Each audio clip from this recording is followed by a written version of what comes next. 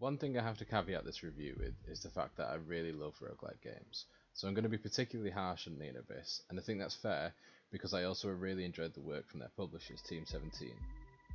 Developed by Veewo Games, Neon Abyss is a frantic roguelike action platformer where you run and gun your way into the abyss as part of the Hades formed Grim Squad. With that being said, let's have a look at this game and see whether it stands up to the calibre of competition in the field or whether it's another vanilla entry into this saturated genre.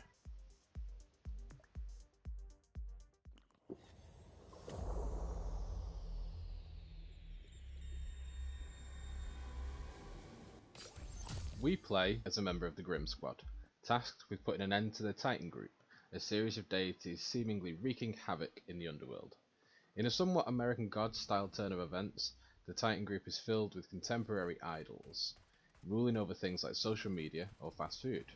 Each set of bosses is managed by a more traditional god, such as Zeus or Ares, but with a more modern and futuristic spin on them. I found myself excited to see what the next god I faced would be ruling over, or who their line manager was. Coming from Chinese developers, there's a definite tongue-in-cheek pop shot at modern consumerism, but I have to say it's done well, and they've made it really interesting. Whilst I found the bosses inventive and creative, the same unfortunately can't be said about the rest of the enemies. As with most games in this genre, the enemies never particularly stand out, but even less so in this game. They're basically a standard flying, stationary or moving enemy with not much deviance in terms of who they are or what they want.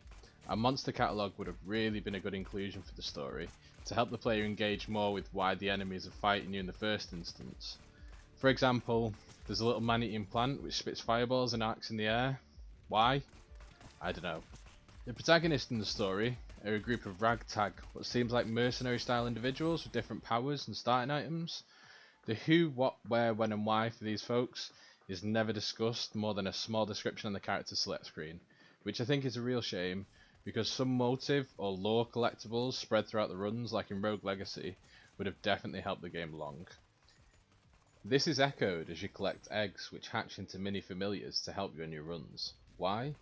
Well, that's a question you might find you asking yourself on quite a few occasions as you delve into the abyss. Overall, the story is engaging, and it's always nice to see innovative ways of approaching this genre. Certain games can be lazy and just rely on good gameplay and design, so it's really heartening to see Veewo have taken the time to create this world for us to admire fleetingly as we try and destroy it. So in my opinion, this is where the game shines. The design is excellent. For a 2D side-scrolling pixel shooter, there's a lot of detail. Combine this with the vibrant neon colours and explosive power-ups, Neon Abyss makes for a really great treat. As we've mentioned, American Gods seems an obvious influence in the story, but the design lends itself to a definite 80s homage. Think of a neon celestial Broforce-esque style shooter with the obvious 80s action films references. This is all brought together fluidly with quirky level backgrounds and an excellent soundtrack composed by Min-hee. Thumping techno and synth flow throughout the game, which fits well with your onslaught of the Neon Gods. It creates its own world and it's an exciting one. The home screen itself is equipped with a huge rave where you can dance. It's got the difficulty settings, character select and permanent upgrades can also be found there. Although I would argue it's pretty linear, I would have liked to have seen some more interactivity, preferably the environment evolving as you progress through the game, or changing depending on the character you select or manager that you're currently fighting against. Speaking of which, the bosses are eccentric and vibrant, and they do the game justice. Again though, the regular enemies fall in this area. Whilst a lot of the time you can recognise which bad guy will try and do what to you, in some of the more intense runs you can easily miss the more bland enemies, and kill them without even realising they were there. For a game with such bold colours, the lowly adversaries are definitely left out in the dark. The lack of variety is also a shame. There are only a handful of different enemy types, and as I progressed I was hoping to see new enemies, and you do to a slight extent, but it's just not enough in my opinion. The other issue is that because it's a randomised dungeon system, each run is different. However, the levels aren't that much different, and you'll run into the same level design with the same enemies quite a lot. This wouldn't be so much of an issue if there are a lot of variations, but there just aren't. Veewo have worked really hard and it's clear to see, and they've created a really engaging atmosphere, but it can be let down after a while with repetition. something which a lot of roguelike games do struggle with, but perhaps Neon Abyss more so than the rest. So, to the meat of the review. Neon Abyss is a 2D side-scroller. I don't necessarily believe this is the best style of game for a roguelike. My reasoning is that controls can feel awkward and janky. To shoot, you have to aim your analog, and it can take some getting used to, given you have a 360-degree control and can shoot a bullet in any direction, rather than the standard horizontally or vertically. I might be being harsh with this point, and it's probably just a personal preference, but it definitely felt less fluid than other roguelikes. This is an issue which is even more obvious with how buggy the game can be. I don't know if I'm unique with this complaint, I saw a few reviews online mention it, but the further I got into the game, the buggier the game got. Don't get me wrong, it wasn't frequent and it isn't game breaking, but frustratingly I lost a few runs because of it, whether it be the game not responding to my inputs or performing a role instead of a teleport or item pickup. It's just really annoying. Which takes me onto the items. Ask any seasoned dungeon crawler and they would tell you this makes or breaks a game. So how does Neon Abyss fare in this regard? Pretty mediocrely. Most items will only increase your damage, bullets or hearts. Occasionally you get flight or double jump, explosive bullets, etc. But there just doesn't seem to be much else. The weapons are what alter your bullets, but I rarely found myself using a pickup weapon if I'm honest, because they weren't that good. You had powerful shots which obviously sacrificed other stats like reload time or shot speed, but I always found the payoff was never worth it. Most of the roguelike weapons are your saving grace. They'll make you a run that's OP, or they'll make you one that's unplayable. With Neon Abyss, they never really did either, because they just weren't worth picking up.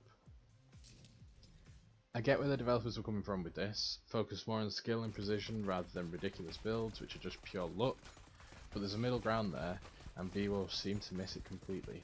I never found myself seeing a pickup item or weapon and thinking, yeah, okay, let's do this.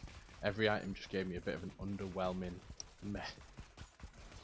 Then I think in fairness, if the developers are going for a more hardcore roguelike, fair play to them. However, it isn't hardcore, and outside of the bugs and getting used to the aiming system, it's not even really that difficult. As you progress, enemies get armor, but this just simply means you have to wait until they get close to you until you can hit them. It doesn't necessarily make the game any harder, it just slows it down completely. The other type of enemy will go invisible for a few seconds before you can hit it, but the premise is the same. What the developers thought was an increase in difficulty, for me, just feels like a speed limit on the entire game. Weirdly though, the bosses are great. They can be hectic and challenging, they'll punish you if you make mistakes, you'll be really hard pressed to find more creative bosses with cooler looking designs and fun attack patterns. I honestly found them thoroughly enjoyable. The last thing I want to talk about is the additional level types that Neon Abyss introduces. Without giving too much away, there's a piano room with a really cool minigame, but there's only one song and one pattern to learn, and once you've done it once, you don't really feel like doing it 2 or 3 times. There are other permanent unlockables which alter the dungeon, that's great, and probably goes a step further than other games I've seen. I think it's actually really helpful when you consider how scarce items are like keys, hearts or grenades. In conclusion then, we have these amazing designs and a cool story, but the gameplay falls short. It's slow, calculated and fair, but I don't think it's all that fun, and I think the lack of enemies, room designs and depth to the story really take away from that replayability. Games like Neon Abyss should be able to be played for 50 plus hours as standard, some far exceeding that, and whilst I'm sure Neon Abyss could be played that long before unlocking everything, there's not much that makes me want to play it for that length of time. With all that being said, I'm going to give Neon Abyss a 6.2 out of 10. If you're not familiar with roguelikes, pick it up for cheap and give it a bash. It'll give you a good introduction to the genre and some really fun boss fights. But if you're a battle hardened dungeon crawler, I'd pass this one by. For all the fun to be had, there's a lot of negatives to wade through.